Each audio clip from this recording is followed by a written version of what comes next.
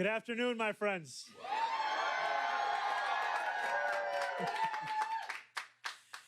Today is the start of a new era for New York City.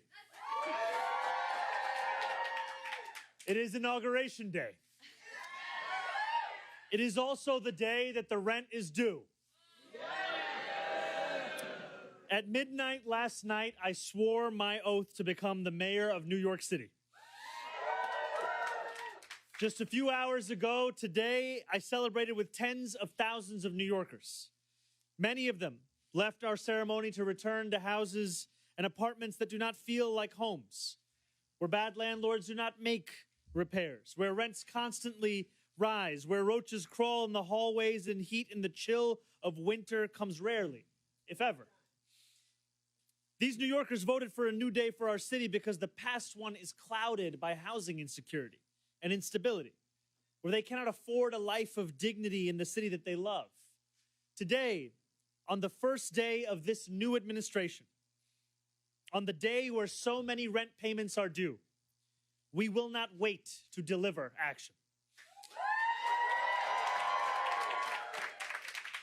And we will stand up on behalf of the tenants of this city. Yes, we know we are fighting for a rent freeze. But that is not the extent of our efforts. We will also stand up for tenants, build new housing, and get New Yorkers into housing faster. Today, we are announcing 3 executive orders. The first will be to revive the mayor's office to protect tenants.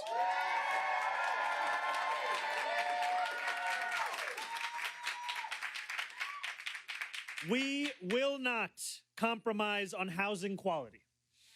If your landlord does not responsibly steward your home, city government will step in. We will make sure that 311 violations are resolved, and we will hold slumlords to account for hazardous and dangerous threats to your well-being. The second is to create a LIFT task force. LIFT stands for Land Inventory Fast Track, to leverage city-owned land and accelerate housing development. The task force will review city-owned properties and identify sites suitable for housing development no later than July 1st of this year. The last executive order is the creation of the SPEED task force. SPEED standing for Streamlining Procedures to Expedite Equitable Development. This task force will identify and remove bureaucratic and permitting barriers that drive up costs and slow housing construction and lease up, making it more affordable to build and easier to access housing across New York City. These 2 task forces will be overseen by our incredible Deputy Mayor for Housing and Planning, Leila Bozorg. These are sweeping measures, but it is just the beginning of a comprehensive effort to champion the cause of tenants too long ignored and homes too expensive. We are here today at 85 Clarkson Avenue. This building is owned by Pinnacle Realty, a notorious landlord whose name is all too familiar to far too many renters in New York City. Thank you. Tenants like Josie Wells, who we will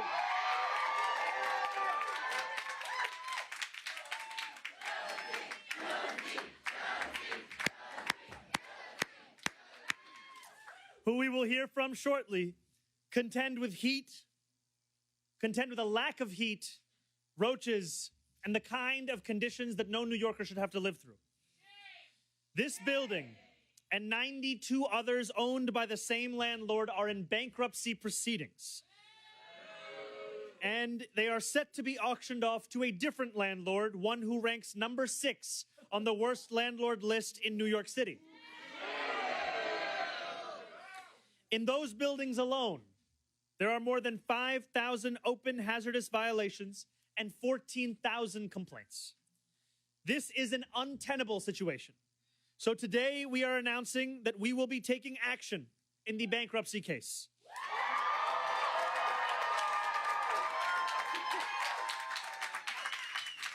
Stepping in to represent the interests of the city and the interests of the tenants and say, once and for all, who this government will be fighting for.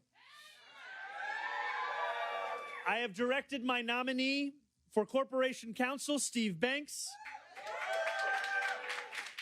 to take precedent-setting action in the bankruptcy case on behalf of the renters of this building and of the thousands of other renters across New York in similar situations. We are a creditor and interested party. The city is owed money that Pinnacle never paid. And we will fight for New Yorkers' interests to safe and habitable homes. In doing so, we will protect tenants already long neglected from further neglect, and we will mitigate the significant risk of displacement they currently face. For too long, bad landlords have been allowed to mistreat their tenants with impunity. That ends today. No longer will government turn a blind eye as working-class New Yorkers, many of them in neighborhoods of color, are treated as pawns in a game where landlords never feel the consequences of those kinds of actions.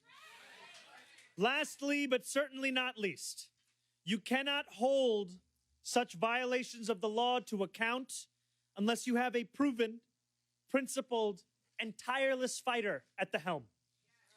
That is why I am proud today to announce my friend, Sia Weaver.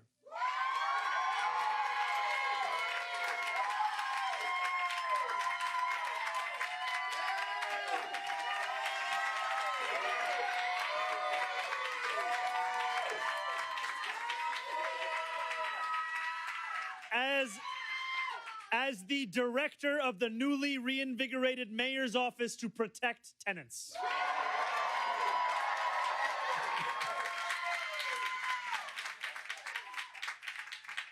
Sia has a peerless record of standing up for tenants in our city. As the director of Housing Justice for All, she has fought in Albany to deliver pro-tenant legislation, from stronger rent laws to good cause eviction to more affordable housing for all New Yorkers. We are creating the mayor's office to protect tenants, with Sia leading the charge because this work has too long been relegated to an afterthought. We fight hard to win new rights for tenants across the city, only to find that those tenants are never told of those rights. Millions of tenants across this city are eager for a day when their needs are no longer ignored and forgotten by those in power. Today marks that new era for this city, one where we will follow through on the promises we have made and where we stand up for those who have too often been left to stand alone.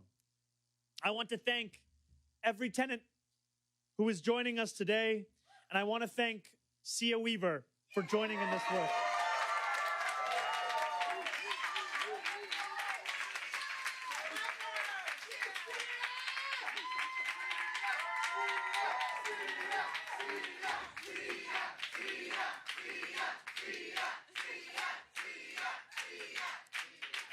It is now a great pleasure and an honor of mine to introduce the new Executive Director of the Mayor's Office to Protect Tenants, Sia Weaver.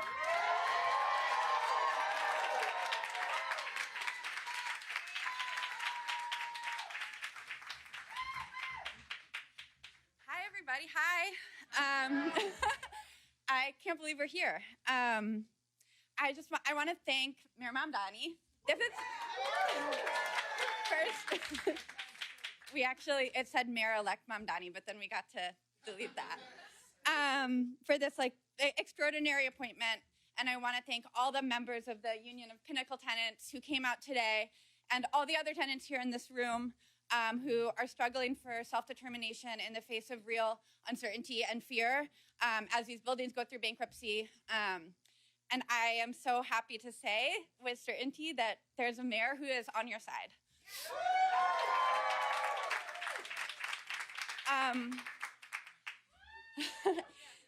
7 years ago or more, maybe 6 or 7 years ago, Zohran was not yet in office, but he was thinking about his future, our future, everyone's future, and he asked me what the most ambitious thing a new member of the New York State Assembly could do to protect tenants from price gouging, unsafe living conditions, and from landlords who demand way more than their fair share. And since then, he's stood alongside us with a principled and steadfast vision, and I'm so honored to join this administration and to deliver on the affordability agenda alongside him.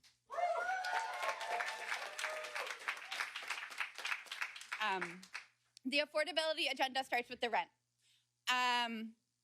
Too many New Yorkers are worried about the first of the month today. They're worried about paying for costs, even though our conditions are bad and getting worse. A rent freeze in the face of the fact that our living conditions are worsening every single day makes so much sense. New York is a majority tenant town. 70%. We are bus drivers, childcare workers, grocery store staff, teachers, nurses, and we're the people who take care of the shared city that we all live in. Every month on the first of the month, like today, when we pay our rent, we're the ones who are ensuring that the lights come on and our city moves forward. Over the last 15 years, I've worked with many people in this room to build powerful tenant associations, neighborhood organizations, and statewide coalitions with one goal in mind, ensuring that tenants have a collective voice in the day-to-day decisions that impact their lives. And I am really excited to continue that work now in this new role, starting today. It is going to be challenging. New York is home to some of the most valuable real estate in the world, and everything about New York politics is about the fact that our land is really valuable. It's worth a lot of money to too few people, honestly, and we're fighting over it. I know that we can do it. I know that we can build a more equitable and affordable city because nobody loves their neighbors more than tenants love their neighbors. Even if you're kind of annoyed that your neighbor is taking a bath and it's coming into your apartment. The solidarity that I've experienced in a tenant association where people from all different backgrounds come together to fight together against leaks or rats or for safety, affordability, a say in what happens every day is the strongest solidarity I've ever experienced. I've been so blessed to be part of the tenant movement in New York City. It's brought me into rooms I never would have been in otherwise, and I can't wait to keep doing this work with you guys. I know that no one stands up for New Yorkers more than tenants stand up for New Yorkers, and no one stands up for the New Yorkers in this building more than Josie Wells.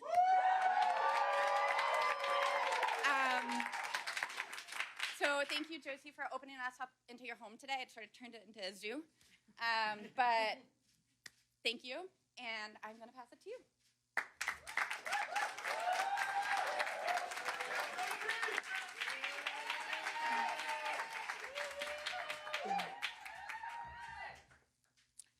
Thank you, everyone. Okay. The other day, I found myself rereading James Baldwin's essay, Fifth Avenue Uptown. It's a piece I've returned to many times, but this time, one passage stopped me cold. Baldwin writes, "They patiently browbeat the landlords into fixing the heat, the plaster, the plumbing. This demands prodigious patience, nor is patience usually enough. In trying to make their hovels habitable, they are perpetually throwing good money after bad. Such frustration, so long endured, is driving many strong, admirable men and women whose only crime is color to the very gates of paranoia." He wrote those words 65 years ago in 1960, yet they read as if they were written for this very moment. Today, in many Pinnacle apartments, you'll find dirty walls that haven't seen a fresh coat of paint in years, cabinets hanging precariously in kitchens and bathrooms, Cracked plaster zigzags across ceilings and hallways. And disturbingly, these are among the least shocking conditions that tenants endure. These living conditions are not abstract to me. I grew up in this building and have watched it fall into disrepair. In my mother's apartment, a section of the hardwood floor has rotted. Despite repeated complaints to the landlord, that patch of flooring remains crumbly, discolored, and unrepaired. It has been that way for 7 years, long before Pinnacle filed for bankruptcy this spring. Pinnacle gambled on making our housing less affordable and our lives more miserable. Now, having failed, they want to auction off our homes to yet another corporate slumlord. But Pinnacle tenants across the city refuse to accept this cycle of neglect. We banded together to demand safe, stable homes where we can live with dignity.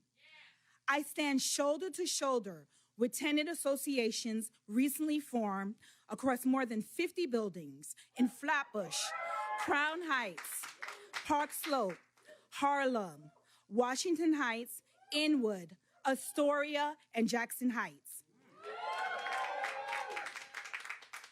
In that fight, the Union of Pinnacle Tenants learned a thing or two about how to make a ruckus.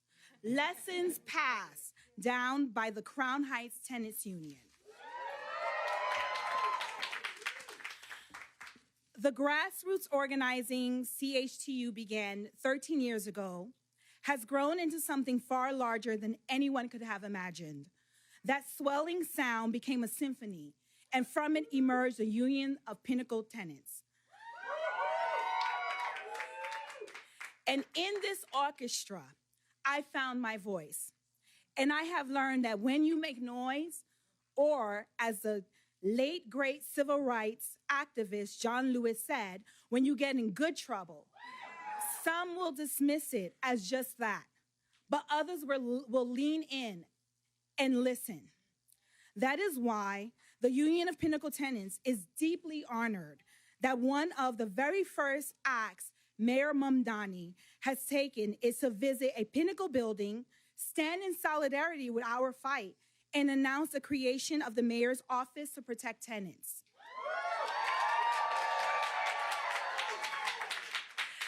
Mr. Mayor, thank you for listening. Today, we feel heard. And I'll now pass it back to Mayor Mamdani.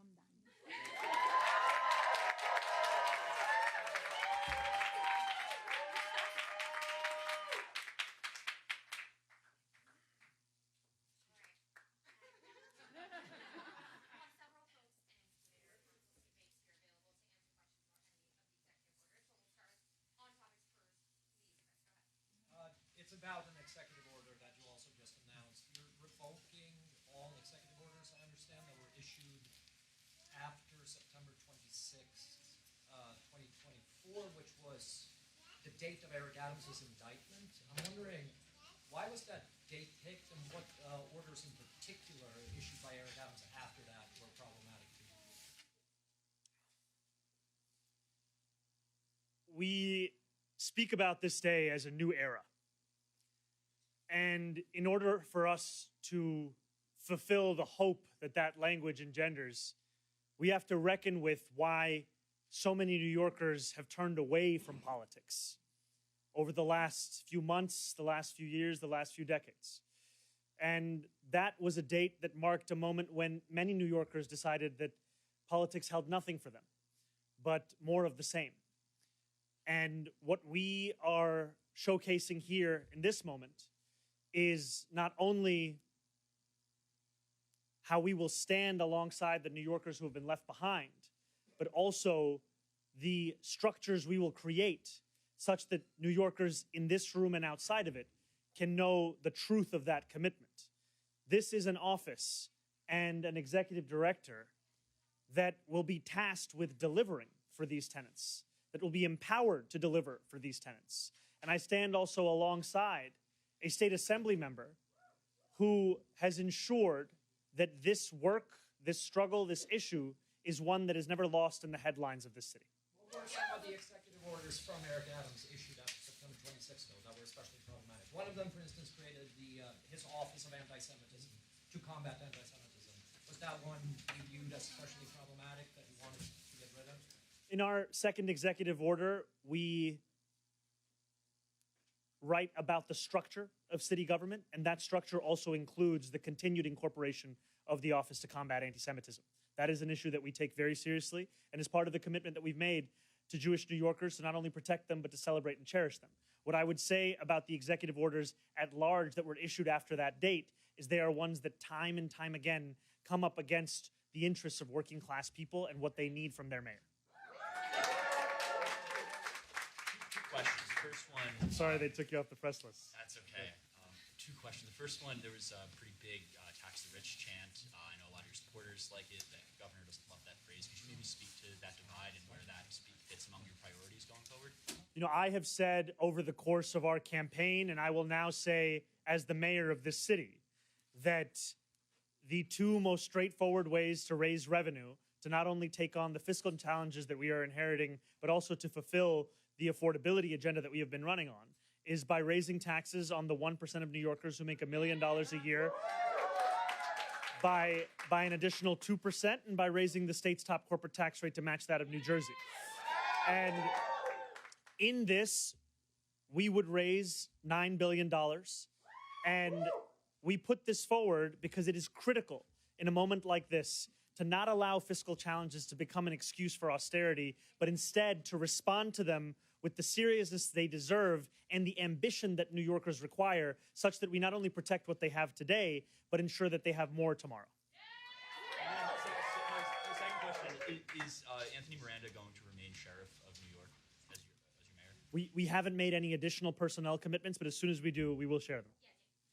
Yeah, hi. Two quick things. One, the precedent-setting action that you're directing the Corp Council to take, can you just elaborate on what specifically that is, what power the city might have here? And then also... Let's do that one first. Okay. And I promise we'll get to this. And I'll just bring up my nominee for Corporations Council, Steve Banks. Thank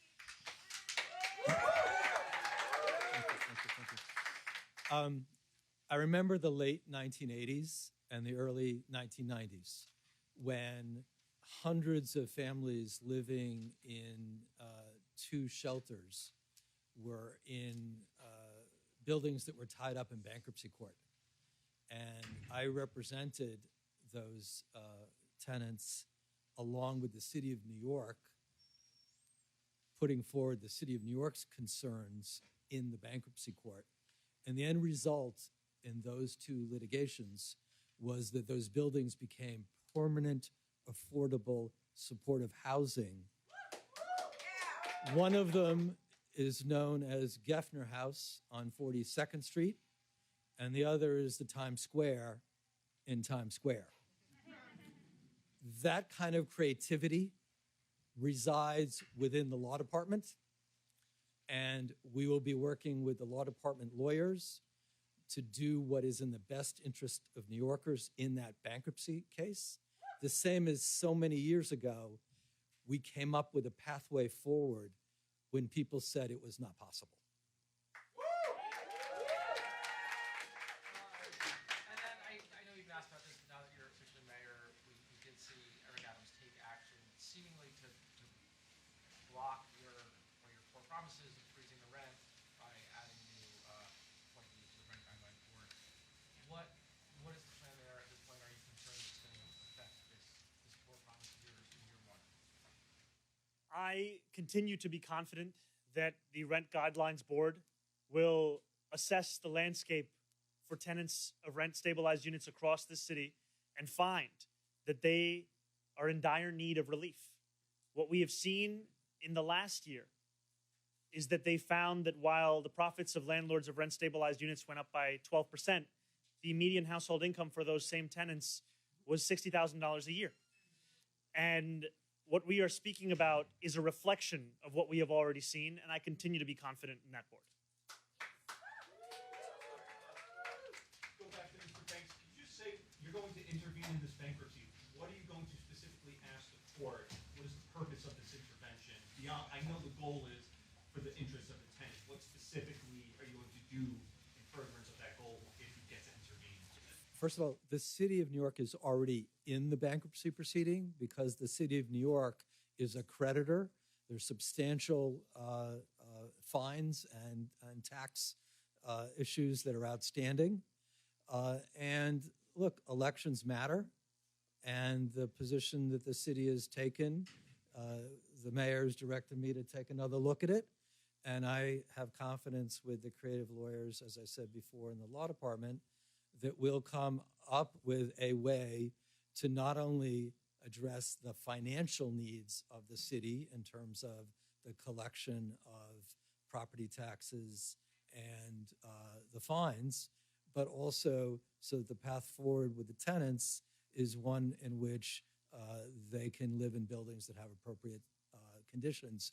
We did it before, the city of New York, together with the Legal Aid Society in the late 1980s and the early 1990s. We're going to apply that same creativity in a proceeding in which the city is already part of the proceeding. You're already in as a creditor, so you're going to make sure the city gets paid.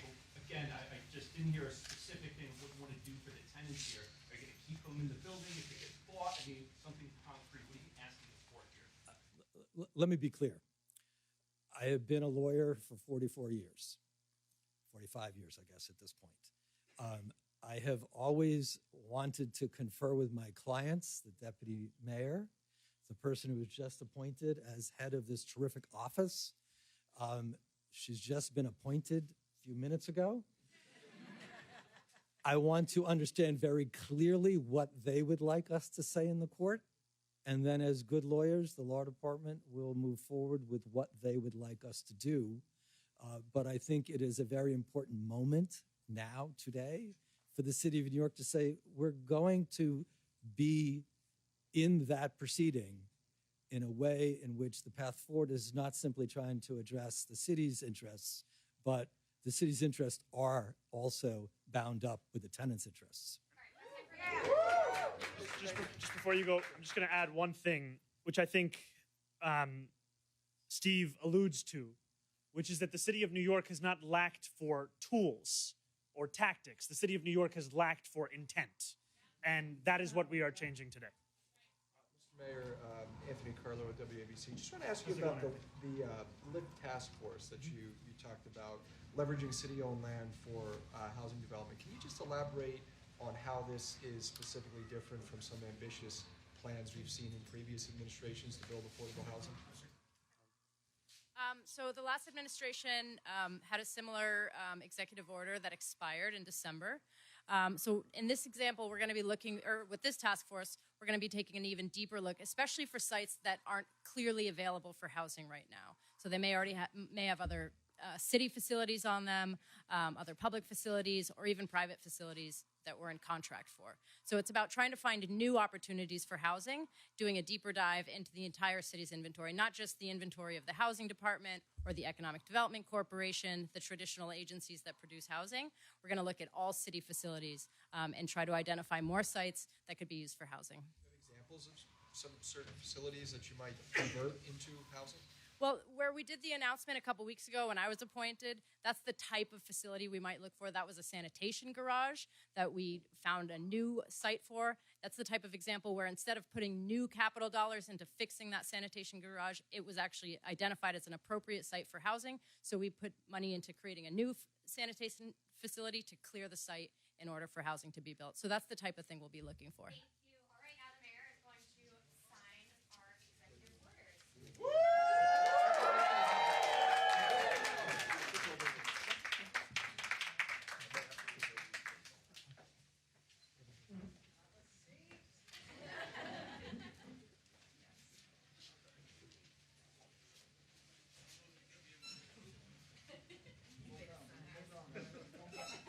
Sit down, please. Put the phone down. Bring the phone down.